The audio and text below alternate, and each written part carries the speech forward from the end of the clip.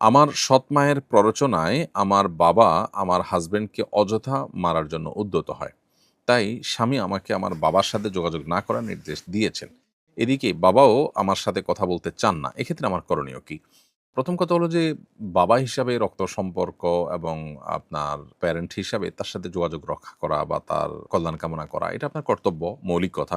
এখন যে সিচুয়েশন তৈরি হয়েছে এই সিচুয়েশনে যদি আপনি তার সাথে ফোনে হাই হ্যালো করেন, খোঁজখবর রাখেন, তার কল্যাণ কামনা করেন, তিনি যেহেতু বলছেন যে নিজেও কথা বলতে চান না, তারপরও আপনি আপনার জায়গা থেকে তার কল্যাণকামিতার জায়গা থেকে অন্তত হাই হ্যালো ফোন যোগাযোগ এটুকু করেন, তাহলে ইনশাআল্লাহ আপনি দায়মুক্ত হবেন এবং স্বামী তার দ্বারা কষ্ট পেয়েছেন, সেজন্য আপনি স্বামীকে আপনার সর্বোচ্চ তার পক্ষে সিম্প্যাথি প্রকাশ করার চেষ্টা করবেন। কিন্তু স্বামীর কথার কারণে আপনি বাবার সাথে সম্পর্ক চিরতরে ছিন্ন করতে বাধ্য নন।